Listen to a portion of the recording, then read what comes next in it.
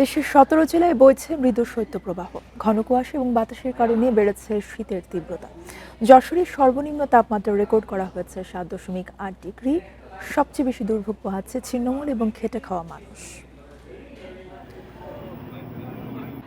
গোপালগঞ্জে দ্বিতীয় দিনের মতো বইছে মৃদু শৈত্যপ্রবাহ। হিমেল হাওয়া ও কুয়াশার দাপটে সকাল থেকে সড়কে মানুষের উপস্থিতি কম। রোজগার কমায় দুর্ভোগে নিম্ন আয়ের খেটে খাওয়া মানুষ। তীব্রতা এতই বেশি ভাই, ঘর থেকে বেরোনো যায় না। তারপরও জীবন জীবিকার জন্য বাসায় মা বাপ আছে। গোপালগঞ্জে এই তীব্র শীত আমার জীবনে প্রথম দেখলাম। ঠান্ডার ভিতরে ব্যবসা করতে আসছি। এই শীতে মানুষ বাইরে নাই, লোকজন নাই, রাস্তাঘাটে খুব খারাপ অবস্থা। আমাকে দুদিন ধরে মৃদু শৈত্যপ্রবাহ বয়ে যাচ্ছে চুয়াডাঙ্গা ও মেহেরপুরেও। ঘন কুয়াশা ও হিমেল বাতাসে বেড়েছে শীতের অনুভূতি। শীতজনিত রোগ বাড়ায় হাসপাতালে বেড়েছে রোগীর চাপ। এছাড়া কুয়াশায় বীজতলা ও অন্য ফসলের ক্ষতির সংখ্যায় কৃষক। সকালবেলা কুয়াশার জন্য কিছু দেখতেই পাই না। যেমন গাড়ি চালিয়ে যদি আসি বা হেডলাইট জ্বালিয়ে সামনের অংশটুকু কোনোভাবে দেখা যায় না। আমরা ডবল জামা কাপড় পরেও এই শীত কাটাতে পারছি না। চড়া তাপমাত্রা আসলে অনেকটা নিম্নে আছে। দেড় সপ্তাহ পর ফের শৈত্যপ্রবাহ বইছে সর্ব উত্তরের জেলা পঞ্চগড়ে। তবে সকালে দেখা মিলেছে ঝলমলে রোদের। এর বিপরীত দৃশ্য লালমনিরহাটে। দুপুর পর্যন্ত বৃষ্টির মতো ঝরে কুয়াশা। দিনাজপুরে কুয়াশার দাপটে বৃষ্টিসীমা কমে যাওয়ার কারণে দিনের বেলাতেও হেডলাইট জ্বালিয়ে চলে যানবাহন। আমার ঠান্ডাতে বাসি না বাবা, আমার জ্বরতে বাসি না, ঠান্ডাতে বাসি না। আমরা ভাত খাওয়া খিচুড়ি খেয়েছে, মুখ টুক চোখ টুক ফুলছে। প্রচণ্ড ঠান্ডা পড়তেছে। এই হাড় কাঁপানো ঠান্ডার মধ্যে আমরা যারা খেটে খাওয়া মানুষ, আমাদের খুবই কষ্ট হয়। টানা পঞ্চম দিনের মতো পটুয়াখালীতে বইছে মৃদু শৈত্যপ্রবাহ। তীব্র শীতে চরম দুর্ভোগে চরাঞ্চলের মানুষ ও গভীর সাগরে অবস্থানরত জেলেরা। রেশমি নন্দী, ইন্ডিপেন্ডেন্ট নিউজ।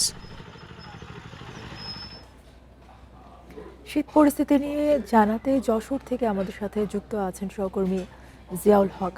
জিয়াউল, যশোরের শীতের তীব্রতা কেমন দেখছেন এবং জনভোগান্তি নিয়ে জানাবেন। সেখানে জনমানুষের জীবনে আসলে কতটা ভোগান্তি দেখতে পাচ্ছেন শীতের কারণে?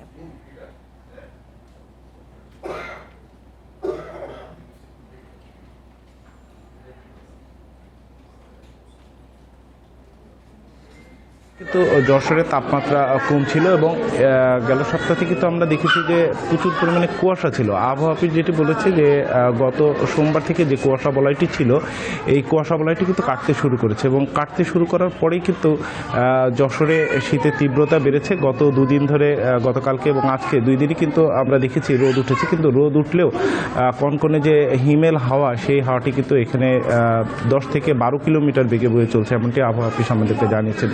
এবং গতকালকেও যশোরে 7.8 ডিগ্রি সেলসিয়াস এবং আজকেও যশোরে কিন্তু একই তাপমাত্রা রেকর্ড করেছে, যেটা দেশের ভিতরে সর্বনিম্ন। এবং এর যে বিরূপ প্রভাব সেটি কিন্তু আমরা হাসপাতালে এসে দেখতে পেয়েছি। আমি এই মুহূর্তে যশোর সদর হাসপাতালে শিশু ওয়ার্ডটিতে অবস্থান করছি। এখানে মোট 24টি বেড আছে। 24টি বেডের ভেতরে 24টি বেডের বিপরীতে এখানে 54 জন রোগী এখানে ভর্তি আছে, এমনটি কিন্তু এখানকার চিকিৎসক যারা আছেন তারা আমাদেরকে জানিয়েছেন। এবং এই প্রতিনিয়তই কিন্তু এই রোগীর সংখ্যা বাড়ছে এবং আন্তঃবিভাগ এবং বহির্বিভাগ 2 জায়গা মিলিয়ে গেল সপ্তাহে প্রায় 1100 রোগী কিন্তু চিকিৎসা সেবা নিয়েছেন। আমি একটু আপনাকে দেখাতে চাই যে এই যে শিশু ওয়ার্ডটি, শিশু ওয়ার্ডে একটি গুরুত্বপূর্ণ ওয়ার্ড এবং এই শিশু ওয়ার্ডের সাথেই নিউনেটাল ব্লক, অর্থাৎ এখানে 0 থেকে 28 দিনের শিশু যারা, তারা সেখানে থাকে।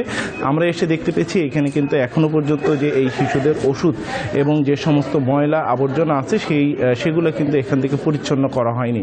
এই বিষয়টি নিয়ে আমি এখানে কর্তৃপক্ষের সাথে কথা বলেছিলাম, তারা আসলে দ্রুত এটি সরিয়ে নেবে এরকম আশ্বাস দিল। আমরা প্রায় আধা ঘন্টা ধরে এখানে অবস্থান করছি, কিন্তু আমরা দেখেছি যে এই অবস্থাটা এখনও পর্যন্ত এখানে আছে। এবং রোগী এবং তাদের স্বজনদের সাথে কথা বলেছে, তারাও কিন্তু আমাদেরকে জানিয়েছেন প্রায় 2 থেকে 3 ঘন্টা ধরে কিন্তু এই যে ময়লা আবর্জনা এটা এখানে জমা করে রাখা হয় এবং তারপরেই একটু এটা এখান থেকে সরিয়ে ফেলায়।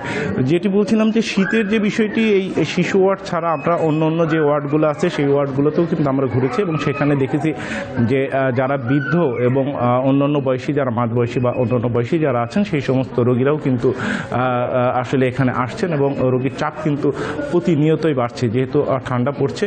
আপনি জানেন যে যশোর কৃষির অন্যতম একটি হাব, যে দেশের চাহিদার প্রায় 40% সবজি কিন্তু যশোর উৎপাদন হয়।